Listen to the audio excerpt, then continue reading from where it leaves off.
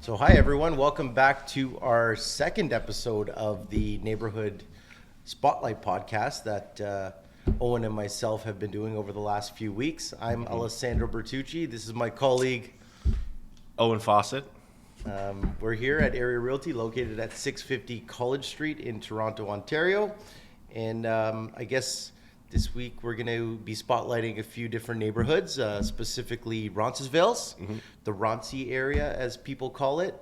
And but before we get into that, I think we should maybe talk a little bit about what's new this week, what's going on. What's going on in our lives as professionals. One just went live. If you want to touch upon our newest listing, 231 Beatrice Street. Yeah, right here in Palmerston, I can't speak. Right here in Palmerston, Little Italy. We actually have open houses coming up this weekend, Saturday and Sunday, the 6th and 7th, and next weekend on the 14th and 15th of April, 1 to 4 p.m. It's going to be great. We're going to have snacks, refreshments. Well, I think we're trying to bring back that old school open house where we do cater them and we do provide loads of refreshments, and we expect this open house to be busy. We've listed this house at $1,199,999. It's a little bit of a tongue twister. Yeah, 1,199,999. And we did that for a certain reason, as opposed to $1.2 million for when people search. It meets their parameters and whatnot. But we expect a busy one this week, and we'll see. I guess we'll touch more upon it later in the podcast. What's going on in this market? So I think that's a really cool project that we're working on. And we touched upon this last week on our podcast, where we did a lot of work to get that place ready. Yeah. Not so much us, more so the homeowner and the contractors, but we guided them, we organized them, we directed them in the right direction. Well, I think that's kind of an important point. The listing process is sometimes something that people don't realize does take time. You may think that, I'll list my house tomorrow, but there's a lot of steps that should be taken to make sure your house is ready to be listed. In this particular house, there was a lot of things that needed to be cleared out and organized, touch-ups like paint, those cosmetic fixes. In your experience, how long does it take for a house to usually be ready for market? I think it really depends on the client's budget, right? If they have a marketing budget, an advertising budget, in addition to our services. We can only speak on what we've recently done, or I can only speak on that. And what we've recently done took about 2 months. And I know our clients work their butts off, and they all have full-time working jobs. And they actually cleaned out the entire house. They painted it pretty much from top to bottom, did some patching, some repair work, stuff like that. They got rid of so much clutter. They decluttered, and that was our advice. Just keep decluttering. I wish we'd taken before and after pictures, because it really speaks to just the amount of work that went into getting this place ready. So that took them about 2 months, and they did it, after work, on weekends. And could they have done more? Yes. But the state and condition of this house that we're selling at 231 Beatrice, someone might put their own little touch on it, and that's why I don't think they went over and above what they should have done. I think they did the right amount of work for listing this house, considering that someone's probably going to renovate that house. I think so. The house requires some work. It hasn't been updated in a long time, but it is essentially move-in ready. Like, you could move in and live just fine. I mean, people have been living in it up to this point. It's interesting though, because people talk about decluttering, getting your house ready for market to sell. You're kind of actually front-loading the work you're going to have to do anyways by decluttering before you list, because if you're selling your house, you do have to eventually clear everything out of it. So I remember last week we talked about, do we stage this house? Do we virtually stage it? What should we do? It'd be nice one day to get questions from the audience, like, what would you do if you were in this situation? But it actually worked out well, because one of the owners of the home had a whole bunch of brand new furniture in boxes. And I don't know if you saw that dining room table. That was already there? That was there in a box. So we kind of put it all together and made it look like the home was staged with their furniture that they already had. Now, we bought a few new light fixtures. We cleaned up the place. We installed a backsplash. But the house shows really well considering its age. And you mentioned last week, it's probably over 100 years old. And I don't think the touch-ups that were done were particularly expensive. It's interesting because when you are listing your house, it's an interesting conversation to have depending on the budget you have, because you can make some small cosmetic fixes like replacing a light fixture, touching up paint, doing a quick new backsplash in the kitchen that can actually just completely elevate the house as if it had been renovated in such a way. But one thing that the audience might want to know is that they probably spent $10,000 to $15,000 to clean this house up, and they were willing to spend more.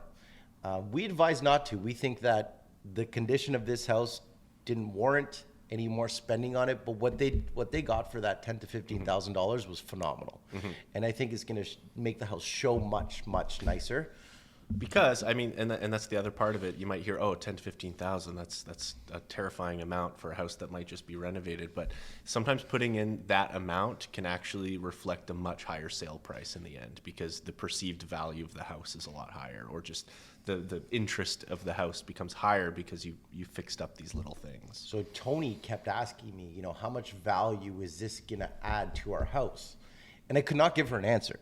There's no finite amount. You spend $10,000, you're going to get $50,000 in return. The return on investment doesn't work like that. I said, but what I can do is I can guarantee you that it will make the house more saleable. And that was the intention of this cleaning up, so to speak. I'm pretty excited. I'm excited for tomorrow. I know we've got a big day ahead of us. Yeah. Big weekend. Big 2 weeks. So we've got 2 weekends of open houses. We're doing this a little bit non-traditionally. Typically, it's, you put the house up on the market, 1 week it's sold. Well, in our experience, we like to take our time, especially if the client isn't in a rush to sell, which our client is not in a rush to sell. So it's not a fire sale. There's no estate sale. And our advice was, take your time. Let's run it for 2 weeks. Let's get 2 weeks of open houses in there. Let's get more people to see the house, and we'll see what happens on offer night. And I think what's offer night? Is it the 15th of April? We should probably know this. 15th of April. But we should probably know this, but I think it's around the 15th of April.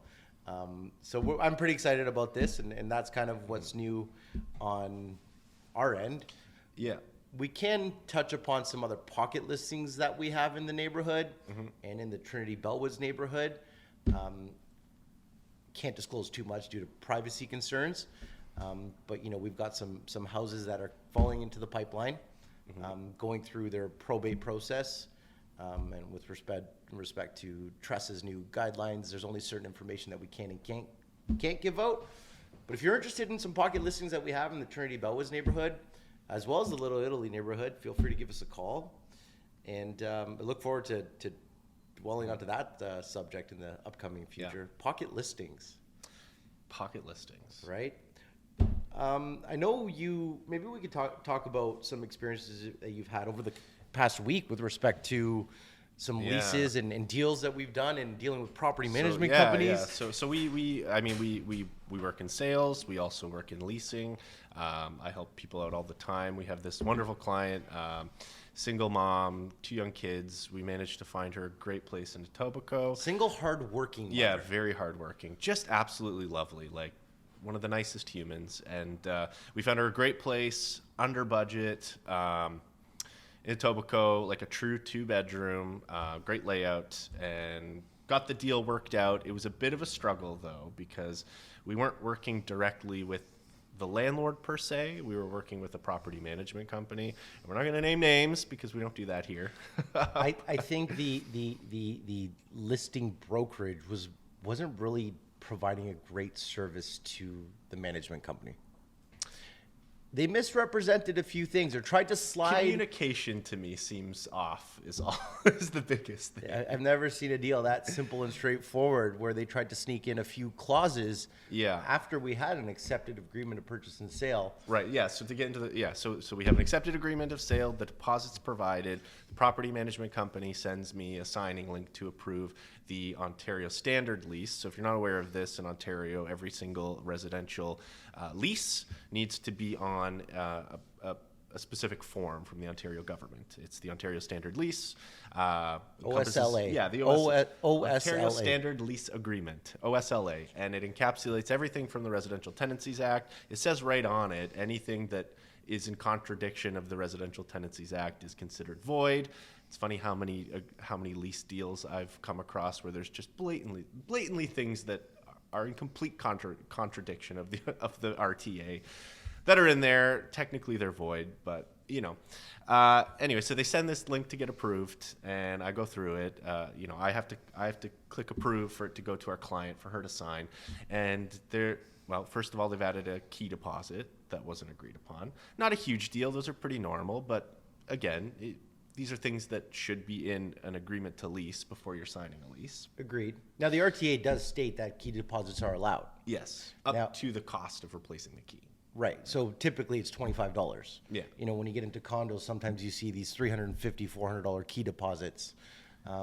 Still not a big deal to our client. But to put that in perspective, my last condo building I lived in, the mail key, if you lost it, was $300 to replace. So I can understand that, justifiable. But I think the issue was that the terms weren't in the schedules prior to signing, and we signed off on them. And they included an attachment of 20 pages of clauses that were not included on the listing to begin with. And then, the real kicker was that suddenly the rent was $50 more, for example. $50 more than what was agreed upon.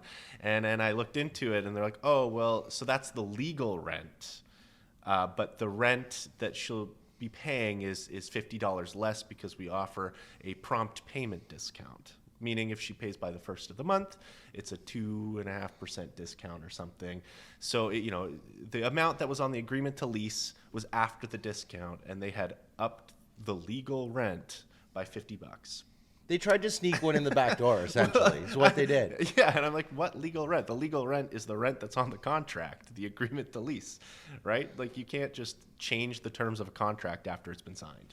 So we're currently in that back and forth. But we went to bat for our client. Yeah, we're not going to let her sign, even though I know she's not going to have an issue paying the rent on time, there's still just other implications of the rent being $50 higher than what was agreed upon. It's just not. It's not okay. It's not correct. It could be a ripple effect down the road. Yeah. Right. Yeah. Year 2, year 3. Now you're basing your inflationary rate off of a number that's higher. Well, and they had a clause in their added clauses that wasn't in our initial agreement that if she moved out early, for example, before the end of the lease term, the amount of rent that she would owe on the remaining of the term would be the legal amount, the $50 more, which is absurd and ridiculous. I mean, again, it's not going to be an issue. She's not going to be leaving her lease, but there are certain implications of kind of, it just felt like tricking people into potentially owing more money than they would have to. Well, we're here for you, and that's what Owen and I do. We're not legal experts. Please consult a lawyer, get some legal advice. Yeah. However, we've been through a lot of these situations where we go to bat for our clients. Yeah, we're not lawyers, but even we know that's not okay. Even we know that's not right. Well, that's our, what's new this week was dealing with this. I think we should get into some market trends and observations, and maybe Owen can touch upon what's going on in the market. How are you seeing condos versus houses? So feel free to delve into that. Well, yeah, I mean, I think the talk of the last year, 2 years has been the rising interest rates, how that's affected the market. I talked to some people on the buying side who think that the bubble has burst and houses are now 75% less than they were a year ago. And then you talk to some sellers who still think it's 2-3 years ago, and their houses will achieve prices that are just completely out of range now in the market. But at the end of the day, I think price has gone up slightly in certain markets.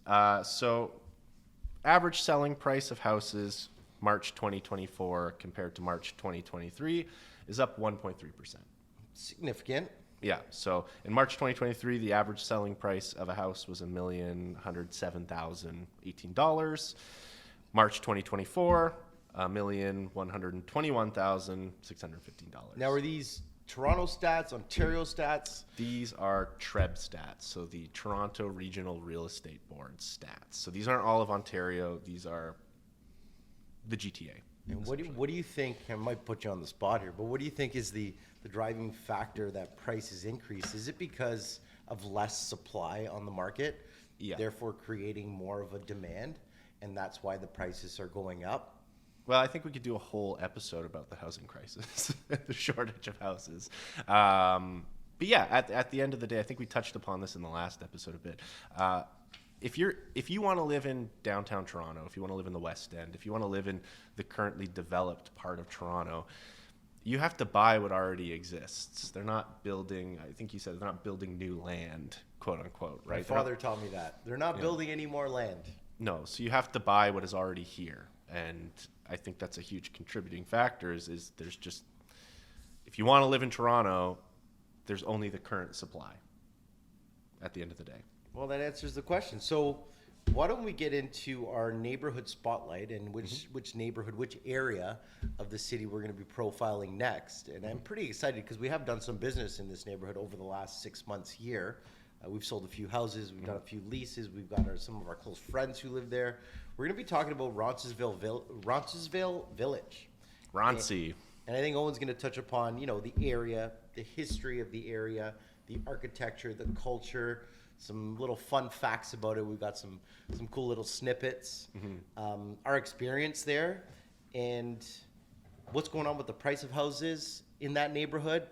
And just generally why people want to live there. I think this is why Roncesvalles Village, people want to live there based off what we're going to be talking about next. So Owen, feel free to talk about what is Roncesvalles. Yeah, so Ronci is a very interesting point because, Treb has these defined borders of what a neighborhood is, but I think this is a great example of an area that kind of has a few different neighborhoods that call it home. Like, there's the colloquial neighborhood and then the defined boundaries by Treb or political ridings. The way I saw the boundaries defined by Treb is basically it's one street. It's like a triangle. It's a triangle, but where are the borders? Like, what? So Roncesvalles is the westernmost border. So technically, anybody who lives on the western side of Roncesvalles is not in the Treb area of Roncesvalles. They're in High Park, Swansea.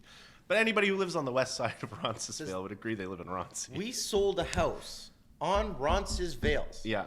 And I think we're going to talk about this later, but since we're on it now, we sold 70 Roncesvalles, and it was in the High Park, Swansea district. Yeah, because it was on the west side of the street. That seems a little bit odd.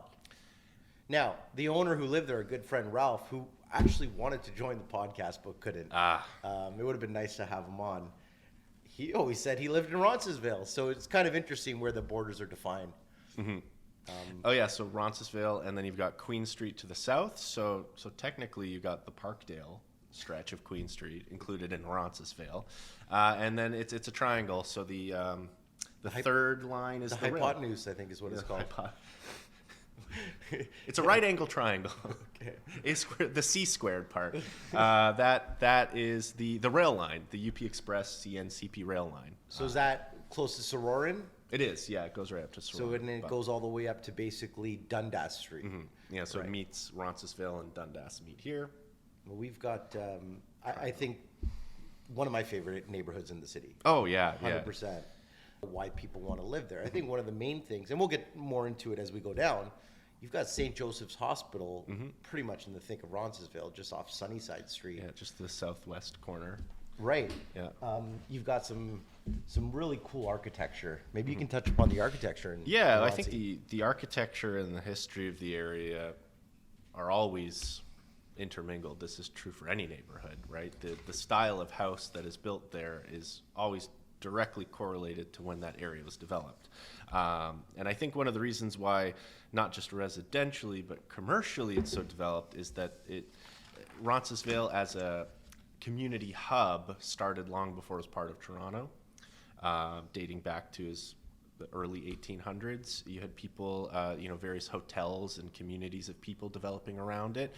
Dundas Street, before we had the 401, was our main highway to get to southwestern Ontario, and that was just outside of Toronto. At the time, Dufferin Street was the very edge of Toronto. So Brockton and Parkdale developed as little communities. It's a byproduct from it. Yeah, as these little communities just outside of Toronto. Finally, they were annexed in the late 1800s as part of the city of Toronto. In the early 1900s, connected by streetcar lines and part of the larger city. So the architecture is predominantly Edwardian Victorian century homes. So most of those residential houses were built from 1900 to World War One, but you have some beautiful old homes dating as far back as the mid-1800s. Coburn Lodge, for example, that's in High Park. That was a summer home of a prominent family. So I think from some research that we did is we found that a lot of people who used to live there back in the day used to treat Roncesvalles as kind of like a cottagey area. And you notice those type of homes when you drive up and down the street, and when you veer off onto some of the side streets, such as like Galley Avenue, Fermanagh Avenue, Fern, Marion Street, you'll see these cottage type of homes there as well, which are built a little bit bigger, and you get some different size houses in that neighborhood. You'll get some massive houses, and then you'll get some row houses, and you'll get some townhouses. It's a really cool neighborhood, and people do love the architecture there. Yeah, a mix of semi-detached, detached, row homes, like you said. It's very interesting because it's an area where you get some vastly different lot sizes too, and I think those might be older lots, maybe like subdivided before those smaller lots. I'm just speculating here, but some of the detached houses are huge, Massive. especially west of Roncesvalles in that little sunny side, right? High Park, Indian Road. Grove, Indian Road, all those. Some massive 3-story detached houses. What do you think we're looking at over there price wise if someone wants to buy in that High Park neighborhood? I think you're looking at vastly different prices depending on what you're looking at. Ranging from if you're on the eastern side of Roncesvalles, the low 1 millions to mid 1 millions. If you're looking at those giant houses, several million, $3, $4, $5 million. Yeah, it can be depending on the house, right? So of course, if you update the house, that rockets the value up as well. I think one of the cool things about the area, since we're on that subject, is the proximity of to downtown Toronto. The transit, you've got Dundas West subway station, you've got the streetcar on Roncesvalles, you've got the Queen Street streetcar, you've got the Dundas Street. Yeah, you have access to Dundas Street streetcar, College streetcar, Queen streetcar if you go down to Queen. And at the northern tip, King as well. Yeah. King as well. So you've got all these routes, and to get out of the city from Roncesvalles, you've got the Queensway, you've got Jameson, Lakeshore, the Gardner. I don't know if you know what's going on with the Gardner, but it's pretty much under construction until 2027. But they say 2027. Yeah, we'll see. We can talk about the Eglinton streetcar. It's supposed to be done in 2018. We're going to be touching upon Eglinton soon in one of our next podcasts, Owen. But I think the city's trying. It's hard to do all these setbacks. I like Howard Park. That neighborhood used to be called Howard Park, I think. Part of it. And the one big thing that's so close to Roncesvalles is High Park. Yeah, we can't talk about Roncesvalles without talking about High Park. They literally border each other. A stone's throw, as one would say. Yeah, and that park has been around for a very long time. Probably Toronto's most notorious park. Yeah. I don't know if people know this, but it's one of the only remaining swatches of old-growth forest left in Ontario. Didn't know that. Yeah. Shout out to High Park. Big old trees. Famous for the cherry blossom. I actually, as a kid, it's funny, people tend to flock to High Park from all over the city. I played baseball at High Park as a 10-year-old, and I used to take the subway to Keele Street Station and literally walk to High Park, and it was fantastic. To this day, and I'm sure I'm going to take my son, they've got the little zoo there. Yeah, the great zoo. Walking trails, great running trails, great cycling trails. It's kind of, I call it the Manhattan Park in Toronto. Central right? Park. Central Park of Toronto. The Central Park of Toronto to the west. And I think there's going to be a lot more development going on. I think I saw some development applications, just like Daniel's built on Bloor Street. Well, yeah. But that's for another conversation. I think we got to get off the High Park area. I have so many stories to tell about High Park. We'll cover High Park area in another episode. Yeah, it's great. Sororan Park, that's another that falls in the area. Great hub for community, families, farmers market all through spring, summer, fall. Great, just hub for families. Do you want to talk a little bit about the culture that was there and that is there right now in Roncesvalles? What type of people? Why do families want to live on Roncesvalles or in the district? Yeah, I think it's an area that's always had a lot of great traditional family-oriented values. I mean, predominantly in its early development was where a lot of the Polish and Eastern European communities settled. So you have a huge influence from the Polish community. In fact, in September, it's home to the biggest Polish cultural festival in North America. I think that's what drew me to Roncesvalles. I had a lot of Polish friends in high school, and we'd always go down to the Polish festival. And I do remember maybe 2 or 3 years ago, the BIA in that neighborhood, the Business Improvement Association, changed the BIA from the Polish neighborhood to Ronci or something to that effect, and it went up in arms and it went to city council, and they actually reverted the Roncesvalles BIA back to the Polish Fest. They tried to change the name of the Polish Festival is what they did. Right. Now, this city is a big melting pot. There aren't as traditional. The area is too. The area is too. You do get a lot of Polish influence and Eastern European influence in Roncesvalles. Oh yeah. I remember I used to, hang out there as a child. We'd go to Chicago Butchers. Right. And Chicago Butchers used to sell a kilo of ham for $10.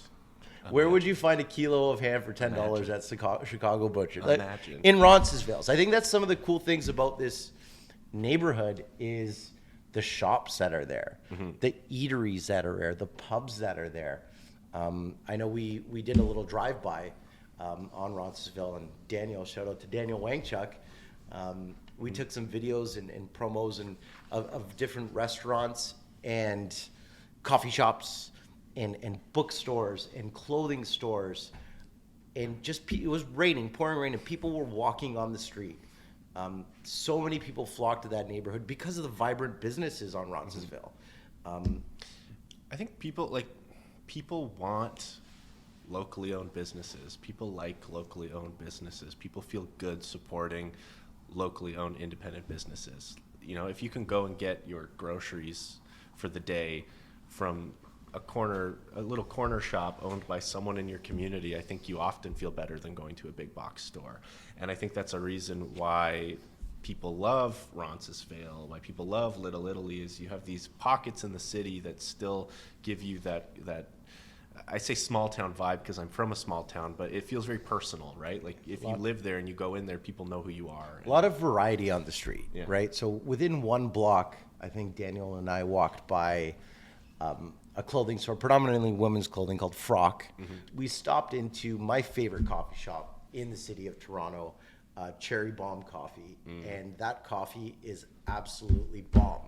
So how I became familiar with that place is when we were selling 70 Roncesvalles located across the street, I would just see a lineup of people walking into this coffee shop, and the tasty treats that they have, by the way, Owen, if you haven't been, and I think you and I went there once or twice. Oh yeah. Look amazing. And every time I go to Roncesvalles, I have to get a coffee at Cherry Bomb. For me, it was discovering AM Bagel.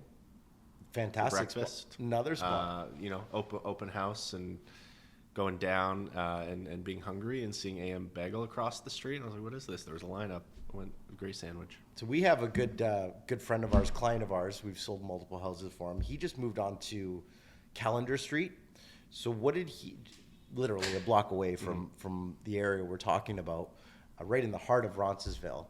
And he and I always meet up and we go to Tobacco Sushi. Ah, nice. I don't know if you've been to Tobacco Sushi, but everything they make there is fresh. It does have to travel here from somewhere, so it's as fresh as can be. Yeah. Fantastic spot. What other places do you like on Roncesvalles? So my partner's Polish-Ukrainian, and we've actually been going to a few different places there for punchkis and kibasi. Bena's Bakery and Deli is one of them. I think the Chicago butcher shop as well. So one of the gentlemen that I work with, his name is Mario, he's Polish. And where we go for lunch, maybe every quarter, we either go to Chopin, which is kind of a staple on that street, or we go to Cafe Polonaise. No, that's next on my list. That's next. Sorry, Yeah. I took No, keep going. But Cafe Polonaise has the best pierogies in all of Toronto, hands down. I don't know how long it's been there for, but it's been there since probably from when I was born. Wow. Huge. So Roncesvalles still has that element, that influence of Eastern European and of people of Polish descent who immigrated here back in the 60s, 70s, and 80s. And I can see why families want to live in that Yeah. neighborhood. Well, and to insert another fact, 1.7 kilometer strip of just businesses and institutions. It's like you could just go for a day in the summer and walk up and down and visit all these different businesses and shops, and it's an activity, right? Like it's a free activity to walk up and down this beautiful street with lots to see and lots to do. So we actually have someone here that lives in the Roncesvalles neighborhood, and I'm going to put him on the spot. However, he's mic'd in right now. Mr. Hudson, get over here. Get over here, Hudson. Do you have permission to be on this show? I think we need to get him to sign some sort of waiver or disclosure. Hudson, you might need to come on this side. I don't know if we can get you into the Talk shot. offside too if you want. Hudson, how long have you been living in the Roncesvalles neighborhood for? My whole life. Your whole life. And how old are you? 16, 17? Yeah, about to be 17. And what did you like about growing up in Roncesvalles? I would always go on walks to Hyde Park every morning. I would always get a hot chocolate from Cherry Bomb every morning. It was just a small neighborhood. I didn't need to go anywhere else to have fun. Everything's right there. It's a hub. It's a fantastic neighborhood. Living example of why people and his parents bought in Roncesvalles. And you guys, I won't give away the name of the street, but people really want to live there. Yeah. Well, thanks, Hudson, for your cameo. We'll be sure to have you on next week. Keep up the good work. That's Hudson, our student, intern, young chap. Does a lot of good work for us. We appreciate having you here. Why don't you talk about some fun facts before we wrap this up? Oh, yeah, a few fun facts. The 2007 movie version of the Tony Award-winning musical Hairspray was Fantastic. most of their outdoor street scenes. It's set in Baltimore, but this is constant for Toronto. They always film things here because it looks like so many different cities all over America. But that was filmed mostly at the intersection of Dundas and Roncesvalles. So watch that movie to check that out. You can see why families specifically, live in that neighborhood and where it's going, and the prices of houses in that neighborhood are going through the roof. I think a house in that neighborhood lasts a week on the market, a week, 2 weeks maximum, unless you've got sellers who have really high expectations. Right. And it depends too, right? Like a turnkey home, and by turnkey we mean a house that is ready to move into. You don't have to do anything to fix it up. Those will always sell quicker than a fixer-upper. Semis in Hyde Park, your 3-story, 2.5-story semis are probably selling around $2.1 to $2.5 million, depending. We've seen some sales on Garden Avenue semis that sold over $3 million. The bigger the home, the more expensive. But Roncesvalles might be up there with my top neighborhoods if I were to live in Toronto. One thing that we didn't touch upon are the schools. They've got some great schools in the neighborhood, maybe about 7 or 8 public schools and about 7 or 8 Catholic schools. Yeah, six, I believe. 6. Ranging from English-speaking to French-speaking schools as well. You've got Fern Avenue Public School, Garden Avenue Junior Public School, Howard Junior Public School, St. Vincent de Paul Catholic Elementary School, all great schools. Yeah, to name a few. My favorite part of the Roncesvalles neighborhood is the proximity to Lake Ontario and the Lakeshore and all that the Lakeshore has to offer. Sunnyside, formerly Sunnyside Beach. It's literally a stone's throw away. We've many times, gotten on our bikes and ridden from Roncesvalles to the lake within 3 minutes. Oh yeah. You can do so much down there. You've got volleyball, Yeah. you've got cafes, you've got restaurants, and it's a destination. It's Toronto beachfront, basically. It's where you go into the water at Toronto. Yeah, it's the Martin Goodman Trail, right? Runs along basically the whole downtown waterfront. So on your bike, you can access downtown by a beautiful bike trail. Right along the waterfront, or walk it. It's beautiful, and it's an area with a lot of history too, dating back to like 1922. Sunnyside Amusement Park and Beach was opened, ran for a while. It was Sunnyside Beach for a long time. Oh, Yeah. Everything in Toronto used to be Yeah. a lot of farmland out there, right? South of, Yeah. yeah. All of Ontario was just giant patches of farmland. That was all water before, Yeah. you know? The former edge of Lake Ontario was what is now Front Street. So everything south of Front Street was land filled in. South of Front Street was land filled in. But I think maybe in the 1800s, the lake actually went up to Davenport. No, earlier than that. Earlier than that. Way earlier than that. Okay. No, Front Street was the edge. I used to be a tour guide. That was my university job. On those double-decker red buses that Forgot about drive that. through the city. Where haven't you worked, Owen? Done a lot of things in my time, but yeah, that was one of our factoids. Was Front Street was the edge of Lake Ontario. It was all land filled in. There's a lot of extra dirt when they were building the streetcars and subways, and it's just amazing to me that we'll do a whole episode about all the condos down there, but it's amazing to me just how many people live on. Fake land isn't the right word, but artificially filled in land. It's very interesting. I think this pretty much wraps up our... Yeah. Oh yeah. Another quick interesting thing that I forgot to mention. So because of Sororan Avenue and sort of the history of it being a bit more like industrial, is you can actually find some true, authentic lofts in the Roncesvalles area, which is kind of hard to find. There's a lot of condo buildings that are built to look like lofts, but a true, authentic loft where you have this industrial building, usually like a warehouse, converted into residential units is pretty rare to find. There's a short list of real lofts in Toronto, and some of them happen to be on Sororan Avenue. Our good client Sean Mark lives in one of those. Yeah. Great place to live. Great. It's a reason why it's got a lot of notoriety. And the minute you say I live in Roncesvalles, a lot of professionals live there. So you've got a lot of doctors, a lot of nurses, a lot of... No, it's a hospital right there. There's a hospital right there. Who wouldn't want to walk to work? We have a few friends that rent in the neighborhood. Rents are surprisingly pretty high over there. To get into a one-bedroom, you're around that $2,700-$2,800 mark. Yeah. Finished in not a basement. Yeah.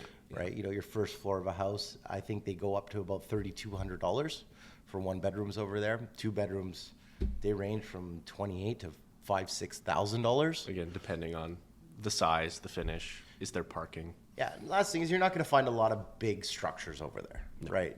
It's your main 2-3 story brick houses. You've got some apartment buildings, but a lot of people want to live there because it is close to St. Joseph's Hospital, and access to all the major highways, the proximity, transit downtown Toronto. We can't say enough good things about Roncesvalles. Yeah, and it's the area does include that sort of Parkdale strip on Queen Street, but I think we could do a whole other episode just about that. Oh so, yeah, 100%. Well, I'm Alessandro Bertucci with Area Realty. This is Owen Fawcett. Thanks for listening to our podcast.